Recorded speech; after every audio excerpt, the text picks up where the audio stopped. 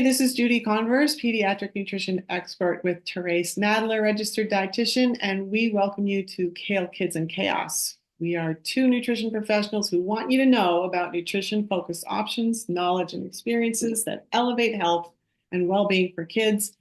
Over half of U.S. kids are struggling with a chronic condition, obesity, or developmental or learning disability, and nutrition intervention can be the game changer. We really want you to know. We're excited to be here. My name is Therese Nadler. I have been a dietitian about 11 years now. I got my master's in science and nutrition and public health from Columbia University. And I am passionate about trying to help resolve some of the issues that we are seeing with kids today. There's so much going on with the toxic load on the body from an environmental perspective, food, water, and just chemicals all around us that is creating really a problem in our children. And we've had this incredible rise in autism and ADHD and all sorts of gut health issues. But you can do something to tackle that and make it better for yourself and your family. And we're going to talk about here are some of the strategies that we recommend to do that. Absolutely. And there is so much out there to discuss. There's so many things to cover, so many topics. I think a lot of parents are feeling that frustration. As for my background, I've been a registered dietitian a long time, like over 30 years, and have had a pediatric nutrition practice for 25 odd years. My undergrad degree in human nutrition and foods from University of Vermont and a graduate degree in public health nutrition from University of Hawaii. And licensed registered dietitian, just been at it a long time and have seen the arc of this happen where kids are just not doing very well. It's just ongoing. It's not getting better. I can say that. And it's not about, oh, we're better at diagnosing these things. The kids coming into my practice over the years, it's gotten worse. And big challenges for parents. And I don't think, Therese, and this is maybe your experience too, parents aren't really finding the solutions that they need just going through the regular mainstream networks. Yes. I mean, by the time clients or patients come to you, they have seen multiple specialists. They've been to the pediatrician multiple times, and everyone's just frustrated and hitting a wall. And that is not even just isolated to children. In general, we have a little bit of a crisis with healthcare in this country.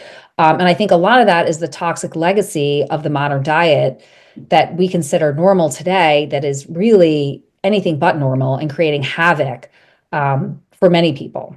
That I totally see that. And when I was trained, the conditions that are affecting infants, toddlers, kids, teens now, they weren't even on the radar. And I'm not just talking about autism. There's been a lot of debate and chatter about that, of course, rightly so, suggesting that that's all about better diagnosis. And I do disagree with that. But it isn't just limited to autism diagnoses. There's a whole bunch of diagnoses now affecting children that just weren't.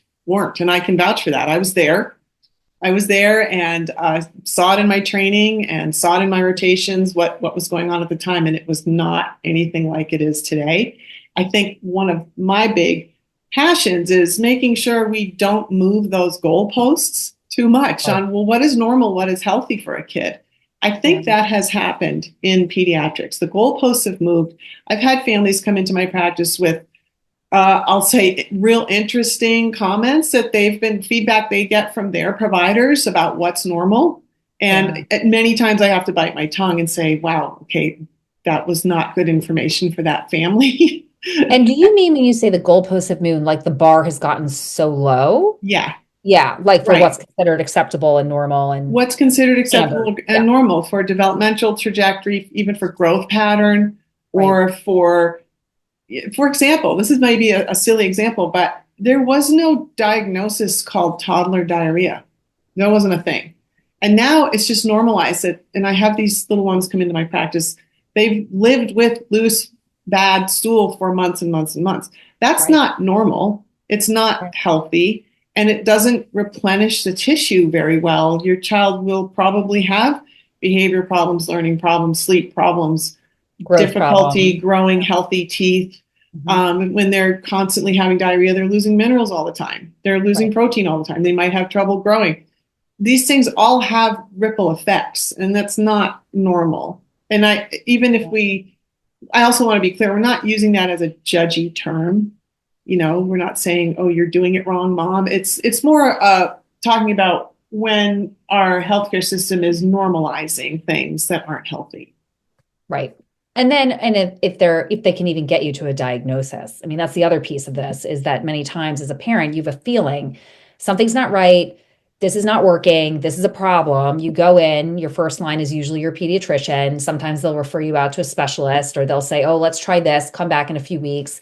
And it's usually after continuing to go down these paths that are futile, that yield no difference, no results, that people begin to really acknowledge that there is something wrong and I'm not getting the answer that I want. And a lot of people, that frustration level is peaking, because people feel that the issues are not being addressed adequately, particularly for children. Right. So true. I see, I had a quote from a mom weeks and weeks ago, basically saying exactly that. I heard something to the effect of, I feel they just give me a medication to make it kind of go away, or Band-Aid, right. Band-Aid, yeah, and it doesn't really address the root cause. It doesn't address the issue.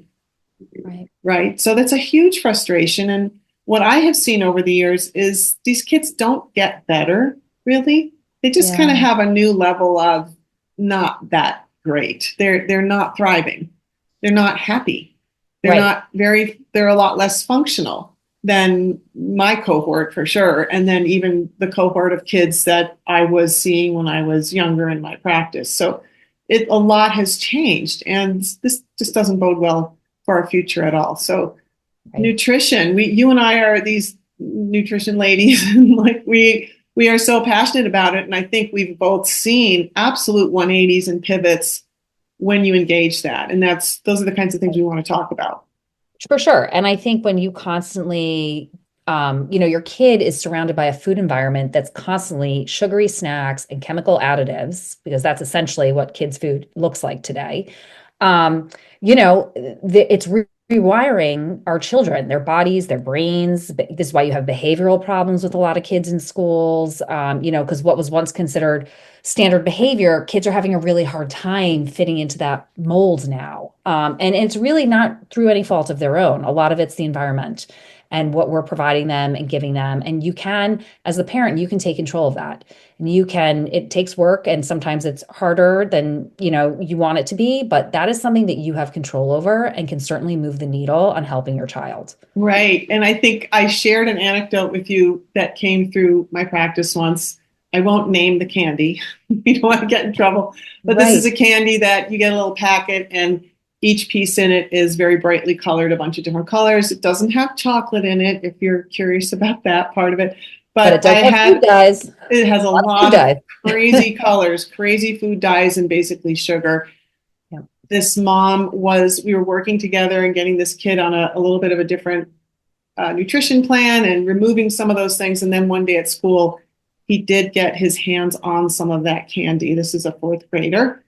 And the feedback I got from the mom, she was a little panicky. That child had an enormous outburst. He ended up standing on his own desk, flipping other students' desks, scaring the children in the classroom, and the teacher had to clear the room. And that literally was from this big dose, all of a sudden, of a lot of sugar, a lot of food dye, things that he'd been getting away from, and his behavior had improved quite a lot. That one big bang of it really was literally like a big bang. Now, that's the impact these things can have on children. And like you said, it's through no fault of their own. Their little bodies aren't detoxing that very well. They're not managing it very well. And then when you add all that sugar, and this is another topic you and I'm sure we're going to get into, the gut microbiome. Pouring sugar on top of a disrupted gut microbiome will disrupt behavior for sure. So there's a double whammy there. There's the dyes, there's the metabolome, which is the activity of what's in your biome and how it's reacting to the food you're eating. Big explosion for those little kids. And now I also want to say, just as a quick sidebar, when I work with families, my goal is to get them so that should they run into something like that once in a while, their little bodies can handle it and they're not going to blow up like that. But when Right. that detox is nascent and they're new and they're reorienting, it's startling. I have a lot of anecdotes like that in my practice. Yeah. It's crazy. It's crazy. And I will say, I think a lot of signs point to there was an introduction of certain chemicals into the food supply in the Mhm. 90s. And I think we have seen a rise in gut disorders ever since then. We've again seen this rise in a lot of kids' disorders around, neurodivergent problems. But I think the goal here is really to offer some solutions, right? So we can talk to you a little bit about what we recommend, what you can do to help your child get them back on track if they've fallen off a little bit, or even, prevention, right? Prevent them from landing in some of these scenarios. Because to your point, everybody detoxes at a different level, and some of these Right. bodies cannot detox at the same rate. Certainly not that adults can, but even within their own peer group, some are better at detoxing, some are not as good. But you need the right fuel in order to help detox So effectively. true. It's so true. It's different for everyone. There's no one size fits all. There's, gosh, so many topics we can get to. But what about if I just throw at you right now, Therese, a plea for help that I've got? Just typical plea for help. Can I do that? Let me just read this to you. It's real short. This is, by the way, right out of my inbox. My oldest struggles with ADHD and anxiety. My middle child has dyslexia and GI issues. My youngest child has yeast issues. Where do I begin? So, first of all, let's just say 3 children having chronic health issues. That's that's a goalpost mover right there. I mean, that wasn't how it was. It just Yeah. wasn't how it was. And it isn't because we weren't looking. Children did not present very often at all as they do now with issues. So um, I'll just give an example. So there might be folks listening who say, "Hey, that's not true. We didn't have the DSM, whichever version we're in, for child ADHD diagnosis until such and such."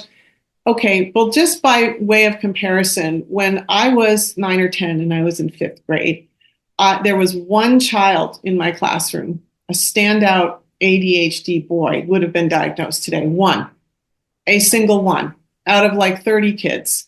And I And I think remember being a kid myself and really feeling for that guy because it was clear that he could not keep it together. He was all over the place. He was always breaking things, getting hurt, and getting in trouble.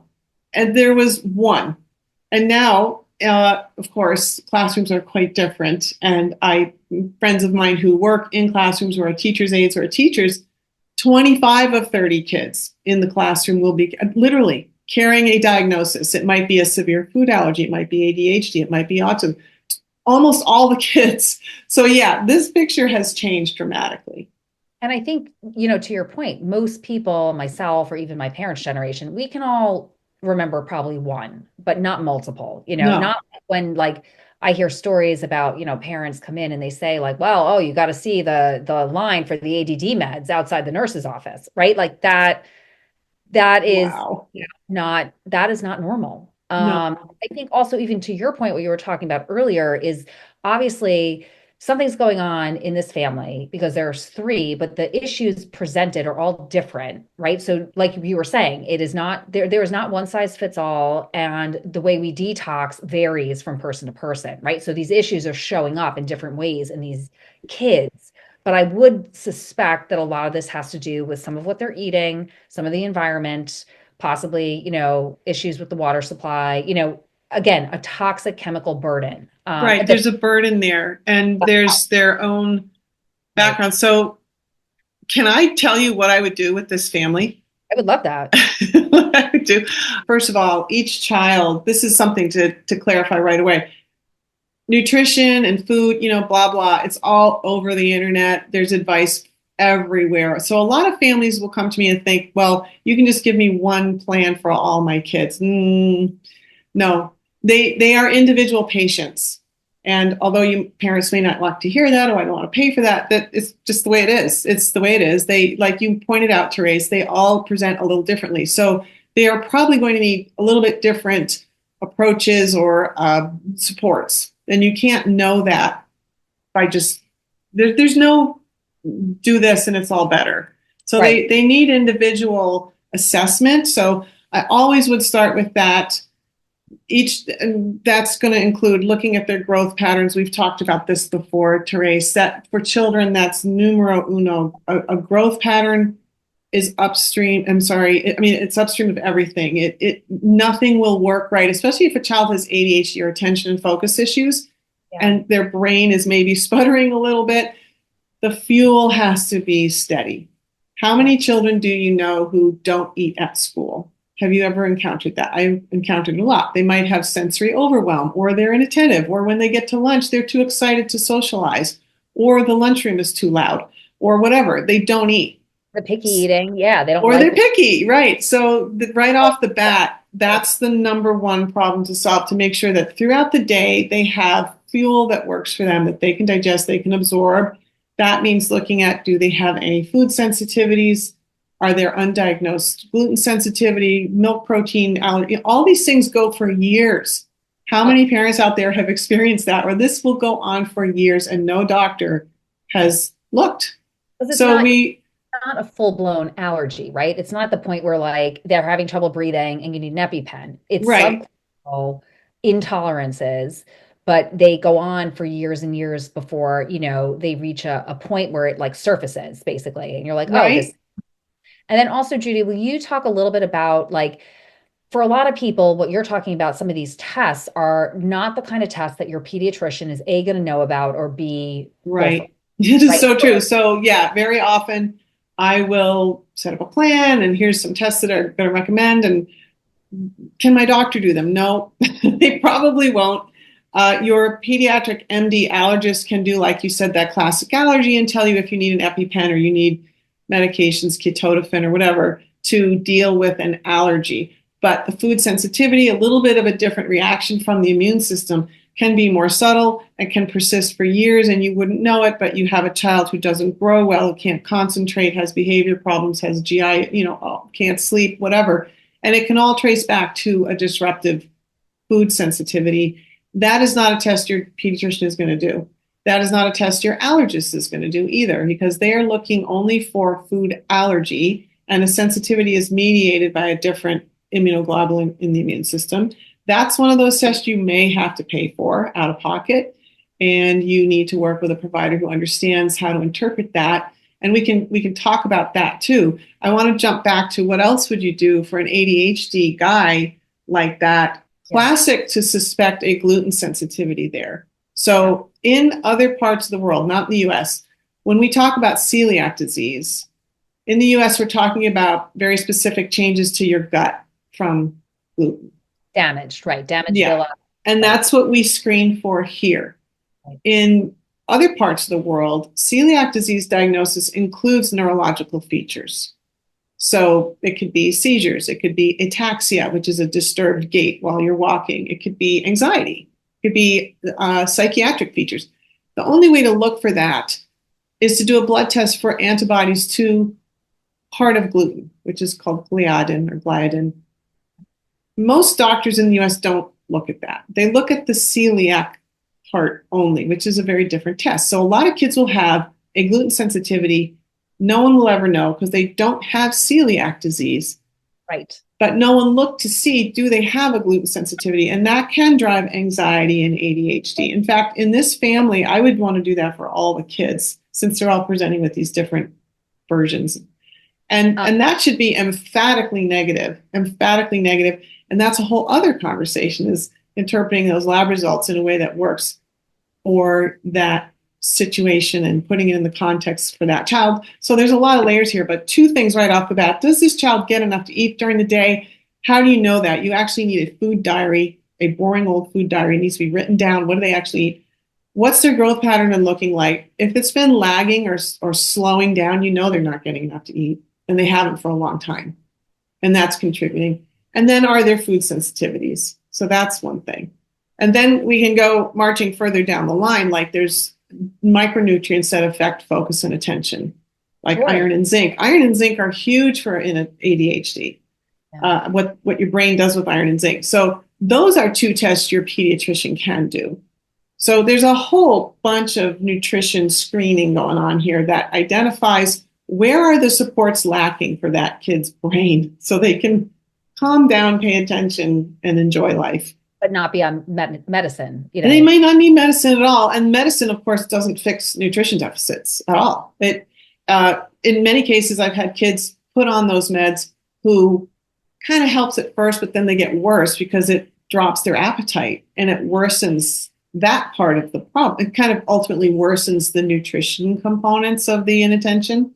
Right. And then also there is some research showing that children that are put on, ADD meds and are on them for a long time, at a certain point, like maybe they decide they want to wean off them or see how they do without them, and then they have terrible anxiety. Right. So all of this goes to say that, a lot of what happens in the current healthcare system in this country is masking, right, the issue. And to your point, it's not addressing the root cause.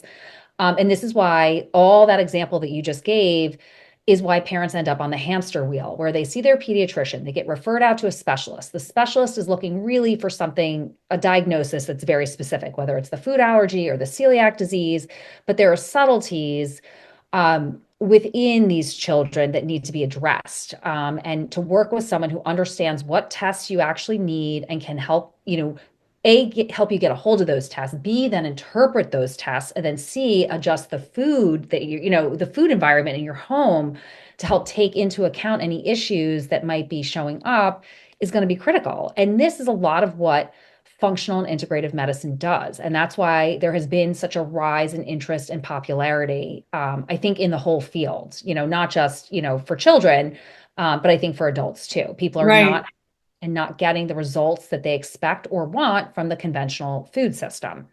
And then also there's some things like we were talking about how gluten is at the root cause of a lot of issues today. I think the other thing to keep in mind is that often gluten and dairy sensitivities, they go together. Yes, those two proteins, once you've got them partly digested, they're kind of dismantled, if you will, by the same enzyme system in the gut. So you can have cross reactivity to, like, some folks who do have actual celiac may do better when they also withdraw casein, which is a milk protein that can kind of mimic gluten. So right. So there's confusion in the body. The body's imperfect too. Often if you do need gluten-free, a lot of times you will need, casein-free or dairy-free as well. That's so true. And, it's so easy to slam the whole gluten thing, and parents get upset. Oh, what am I going to feed my child? Oh my gosh, it's not hard. I'm just going to straight up say, I've had to do this as a parent for over 20 years, and no, it's so much easier than it used to be. First of all, stop complaining. It's not going to listen. There's so much more food now than there used to be, and it's not that hard. I do want to address that though too. Like, that's what you said earlier. That's really important. What do you actually eat at the end of the day? It comes down to, what are your kids going to have for dinner, and all the tests and all that in functional medicine, great. But then at the end of the day, food. What's the food going to be? And this is something I see a little bit of a blind spot often when I meet folks who've worked with a functional medicine doctor. They've come in, they've done a zillion lab tests, they have a long list of supplements, but there's no food. Food. Yeah, absolutely. I mean, the food, here's the thing, the supplements are just micronutrients, that we've discovered in food, right? They're isolated, but a lot of times the power of nutrition comes from eating the whole food, because there are a bunch of vitamins, minerals, nutrients in there that we haven't even discovered as a society yet, that are working synergistically in the body together. So I agree with you. I mean, whole foods, really focusing on the perimeter of that market when you shop for fresh is going to be critical, and really trying to control and minimize packaged processed, and particularly, the old fashioned, old school brands that, like, maybe you and I grew up with, because today there are so many additives, preservatives, emulsifiers, all sorts of added gunk in there that is all detrimental to developing bodies, and particularly gut health. Right. And I know we'll probably want to do an episode just on glyphosate, just that. That's a huge topic. That's huge. And as you probably know, wheat in this country is sprayed with a lot more glyphosate than in Europe. We all know folks who've traveled to Europe and eaten pasta and things like that in Italy without any consequence, when here it makes them quite sick. So yeah, all those additives are real. I want to share another anecdote. You can do a urine test, by the way, for glyphosate if folks I'm sure don't know it it. will come back positive for most of Yeah, us. we all have it is. It's ubiquitous. We all have some now. It's everywhere. So for folks who don't know, it's an herbicide that's used just liberally on crops, especially on wheat. It's sprayed on wheat to Right. dry it, to kind of desiccate it before harvest. So by the time you're eating wheat in this country, it's a lot of glyphosate in it. So I had it's a why would you do a glyphosate lab test? We all have it. Every now and then a parent will ask if they're just curious. There isn't really an actionable piece from it other than stop eating food, eat organic food instead of food with glyphosate on it. Yeah. So what startled me was I was interested to do the test for myself at the same time, just to see how would it compare. So the 7-year-old boy had easily 4 or 5 times the amount of glyphosate in their urine than I had in mine, which you would say really shouldn't make sense because I'm older. I've been on the planet a whole lot longer. And why? More, you know what I Yeah, I mean? have a bigger body. And it was really stunning to see that difference. It was a very high level. And that was part of our plan to bring that level down. There's a study published a few years ago back in the Journal of Pediatrics, a very mainstream. Even that journal said, look, we link ADHD to pesticides and herbicides. And here's our study. So that's a thing. It's a real thing. So if you're wondering how to manage kids who have behavior issues, focus, learning, sleep, whatever, this is it's not hard. It's a simple thing you can do. It might cost more to buy these foods. Well, where are you going to pay? Do you want to pay the doctor? Do you want to pay your insurance Medicine. co-pays? Or do you want to pay for food? You know, These are good points. And also just long-term health. I mean, you want to do what you can to set your child up. I think every parent wants to set their child up for a long, healthy, productive life. right. If pulling, processed foods and conventional foods, swapping for organic when you can afford it, when you can find it. I think those are great trade-offs. And I think most parents would feel like, okay, if that's what I need to do to ensure that my child is going to be well, I will do what I can to make it happen. Right.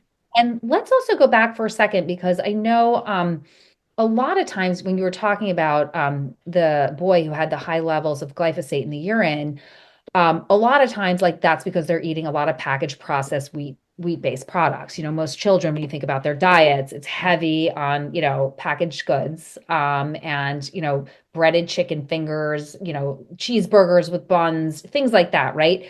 But let's talk a little bit about picky eating because this is incredibly common today. And I know you had talked about another case study with another patient who, was looking for a consult. Child's 8. He's been a picky eater since age 2, and he really has a hard time like trying new foods, being open to new foods. And this mom's main priority was really getting his bowel movements under control. He often complains that his stomach hurts. And, she's been working with a pediatrician for, since he's born, and nothing is working, right? So she has really hit a wall with this. And I think a lot of these kids who have some of these conditions we're talking about, the picky eating is a big part of it as well. So what do we do about that? And what do we look for? Because a lot of kids today, they have, sensory issues. We know they have problems with bowel movements, gut dysbiosis. Oftentimes, there's high levels of anxiety in kids. So let's talk about that. Right. Yeah, that's a great case study too. And I think my biggest beef about it was, again, how does this little boy go back and forth with the pediatrician all his life and nobody fixes it? And we're calling that normal to be picky. No, it's not. Right. So Your it's just child. not. And I know there will be pushback on this, but I push back on the pushback.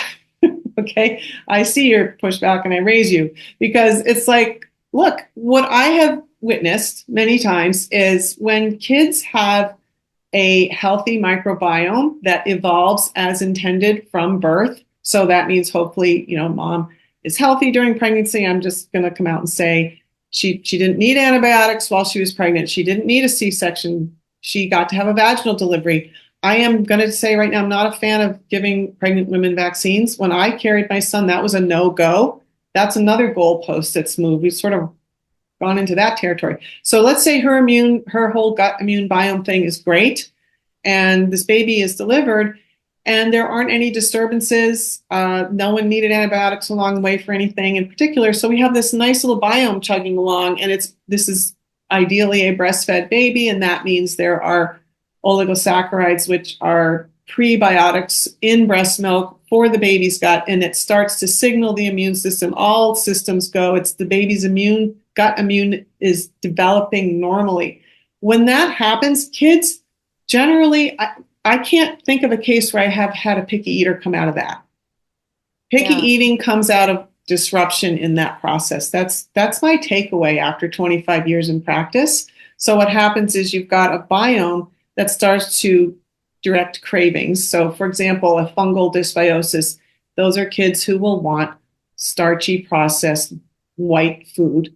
That's one problem. If anything occurred along the way that really disrupted the kind of heal and seal of the gut, so we're all born with leaky gut. It takes quite a few months or maybe up to a year to kind of close it up so that that's normal. If that doesn't occur and you end up with a leaky gut when you're 2, 3, 4 years old and you're eating casein and gluten, you're going to end up with absorbing those proteins in a partly digested form that resembles opiates. There's data on this going back decades, and that will make your kid so picky. They will only eat. I've had cases of kids who ate nothing but Pediasure. Pediasure protein source is casein, and that will form an opiate in a leaky gut. It has soy protein that will form an opiate-like peptide in a leaky gut. That's all they'll want. Milk, yogurt, cheese, mozzarella sticks, pizza, mac and cheese. Those are the foods. Wheat and dairy proteins will supply a steady stream of these opiate-like food-sourced peptides to their nervous system. They literally feel good, and yep, they're probably constipated. Right. If you've ever had surgery and needed an opiate, they're constipated. Some kids will have enormous behavior problems from that as well, because it certainly disrupts neurotransmitter balance when your brain isn't getting the varied supply of amino acids it needs to make good neurotransmitter architecture. It's just not happening. All you've got are these casomorphin peptides and gliadorphin peptides, and they don't help you sleep well and behave well and all that. And ADHD is a big feature with that. I think what you're saying is we have these like overfed but very undernourished kids, which is common. Totally. That's it. Yeah. That's really, and they can be overweight as well. Sometimes they become underweight from picky eating because they refuse so many foods. Your point earlier about moving the goalposts, I think today with parenthood, when you go into your doctor and your toddler is 3 and you're like, oh, well, they ask you like, how's the eating? I'm like, well, they're not interested in like the fruits and vegetables that I used to make from scratch or the pouches I used to give them. All they want are, mac and cheese, chicken fingers, French fries. Oh, that's okay. Like picky eating, that's normal at this age. I think that has also been normalized. And I think our food environment also supports that because, we eat out a lot more today. And every restaurant or many of them offer a kids menu. And what's on that kids menu? All these foods, right? So I think to some degree, your child also learns like, oh, hey, these are my foods. This is what I'm supposed to eat. And then as the parent, you give it to them. And that's what they're surrounded by at birthday parties, things like that. And so it is not, if you go to other countries, the idea of a kids menu and having kids only eat these 5 all white looking foods is not at all the standard in other places. Right. Interesting. Yeah. And that presenting that diversity is important. It's really important. Most families I work with now, I would say don't eat a meal together. The parents give the kids their separate food, kind of like you're describing, and then they have a separate time. That I know, I get it. I get how that's evolved and how it is easier, but it's not good. It's not good. Eating a meal together is really important. I've had some kids with super picky eating and gag reflexes where they can't be around other people who eat because they gag, they can't stand the smell, they can't handle the sound of someone else eating. And that does take some work to get past. And again, what my experience is, it's not a behavior out of nowhere. That what's going on is there's an imbalance physiologically. They might have quite a bit of dysbiosis where it's uncomfortable for them to eat. That's undiagnosed. The common culprit there is H. pylori, Helicobacter pylori in the stomach. Resolve that, and that can improve. They might have a mineral deficiency, a zinc deficiency. One of the clinical signs with zinc being marginal is teeth grinding, chewing on things like fabric, hair, pencils, erasers, and picky eating, gagging with that. So again, your doctor can do a zinc blood test, but it's a big reference range. And to bottom out and be below it, you're really going to be a lot sicker. So, you know, right, the reference covers like 90 or 95% of the population, right? So they're wide, they're very large. So if you're landing outside of that, if you're getting a blood test and it's on the online system flagged red, like you're very low. Right. You're way, way, way low, and you can need zinc. And that's another thing when one size does not fit all. We might need varying amounts of zinc. Zinc is a mineral we can go through kind of quickly. As everybody learned from COVID, using a lot of zinc was helpful. And there was interesting data on that and interesting data on how that can restore your sense of taste and smell. That's another sign of being marginal for zinc, is losing your sense of taste and smell. So you might have a normal lab value, like somewhere at the bottom of that range, it's in the range, but you still might need a lot more zinc functionally for yourself. And this is where kids are great in that regard in terms of clinical signs and symptoms, using what's called a nutrition-focused physical exam. And this is a evidence-based tool where you don't look at the lab work. Sure, go ahead, but look at the kid. Look at the kid, look at their skin, hair, teeth, nails, movements. Yeah. You know what I mean? I agree with you. And I think also the other thing is that, zinc is great, but most nutrients work together, right? So if much zinc, you can then trigger a copper deficiency. So you also have to know what you're doing. Which I have seen. I have seen that occur.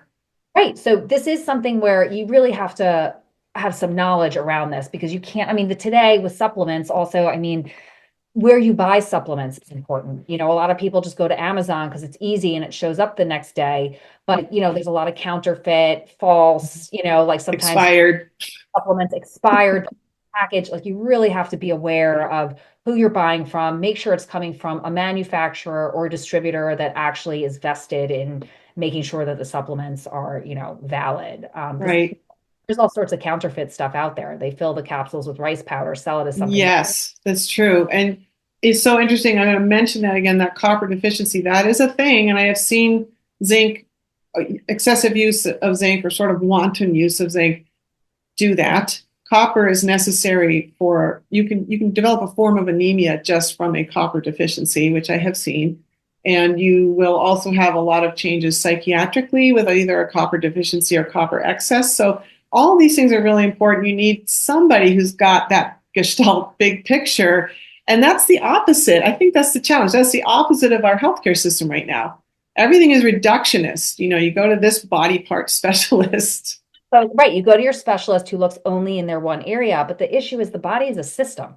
It works together. You can't just focus on only one thing. You have to understand how triggering one change up here downwind is going to affect something else. So again, to your point, I think this is part of the rise and the popularity of, going outside the traditional medical system, because when we work in those silos, that's when you end up on that hamster wheel, going to a lot of and listening to one person who then, you meet the next person who says something different. That's the challenge, really. Yeah, I'm going to call out, newsflash, pediatricians don't get trained in nutrition. So they're not going to know how to answer all these questions for you necessarily. And that does mean you're doing a lot of your own research, or you're calling up you and me and asking us. We'll tell you, that's what we would love. We'd love to hear from families, hear from parents, hear their experiences, hear their fails, hear their successes. Because right now the healthcare system, it's not helping. It's not helping these kids. It really pains me to think about when I left my graduate degree and was getting into licensure and passing all my final exams for all that, where kids are at now versus then. Oh, It's just heart-wrenching. It's terrible. It's terrible to see, and to see that, yeah, that we don't have a system that nurtures really healthy kids. We just don't. We just Um, don't right now. a lot of work in order to have like healthy kids today. You know, Yeah. a ton of work and a ton of effort, and you need to spend a lot of time shopping or growing your garden, cooking, prepping, eating at home, making sure your kid's getting the right supplements if they need them, and how you sometimes have to bury those supplements. Then you have to make smoothies or juice, different things. So it is a lot of work to be healthy in this country today. Yeah. You're kind of going against the stream, against the flow in a way for kids. Like Yeah. time 100 years, like the way, years ago, every family had like a little garden that was sort of more normal, and Mhm. you ate from your garden, and you had to eat what was abundant, right? Like, so you could have weeks of tomatoes or weeks of lettuces, Right. nobody wanted to waste that, so you would find a way to use it, cook it, can it, do things with it. Right. I think of my parents' generation, there were no pesticides in foods when they were kids. There were, that's how old they are. My mom is 98, still with us, but that wasn't until after World War II or around World War II where that stuff started getting applied to food. It did not exist before that. And my dad lived to 93. They were cognitively with it. They're, pretty well until their very final moments, whatnot, where they became frail. But it was different. Nobody called that food organic. It was just what there was. So a lot to be said for going back to eating cleaner food for sure. Yeah, and And I'm sure in the future we can talk about how do you do that when you can't afford it, or you don't have a yard, or you're in a food desert. Yeah, I mean, there's certainly like techniques that you can use to make that happen. But I also think, and I think we all know school lunch is a problem in general. But again, taking that time to like maybe provide your child with food from home for meals, is also important. They're going to get Mm-hmm. more nutrient dense options than they would, participating in a school lunch program. Yeah, for sure. And I got to ask you, have you ever seen these little YouTube videos about how school lunch is done in other countries? I have actually, Have like you? France, Japan. Yeah, right. Where they have a family style meal and Yep. kids sit down and they have to sit together and they're served a little meal and Mhm. it's And real it's not, food. yeah, real food. And also like, not again, not just like cheese pizza or pepperoni pizza or, burgers or burgers. Like they're eating real food. There's always a true vegetable component. It's much healthier. Yeah. Yeah. And less processed and less relied on mass industrial, Yeah, all those contracts with big ag and food companies. That'd be another interesting topic. As always, as Judy mentioned, we want to hear from you. If you have, a case that or your child you want us to, dig into and try to help you pinpoint, some issues or tell us about, your experiences, what you've gone through, wins, struggles, we're here. We'd love to hear from you.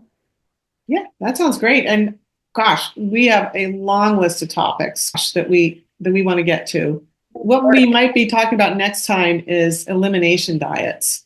There are so many out there. Which one do you need one? When do you know, how do you know you need one? When do you start? How do you do it? That's huge. That's huge. I think the first one I would love to dig into is GAPS Yeah. Okay. because I've met so many GAPS families, and that is people are super passionate about GAPS. So it's a little bit of a polarity there, whether it works, whether it doesn't. So that Is might it be a biggie. not? Is it too restrictive for kids, growing kids? Yeah. Right. And I've had moms, I will say this, I've had moms come to me and they're in tears. They break down because they have felt it's almost cultish and they have failed despite following all the rules and all the steps that their child did not get better. And, doing a nutrition assessment, I can see why, of course, they didn't get better in that particular case. But the pressure in the community of GAPS is high. So that makes it an interesting one, sort of different from the others. Okay. We'll do Yeah. it. Well, thanks. Thanks so much, Therese. See you next time. Hey, take care.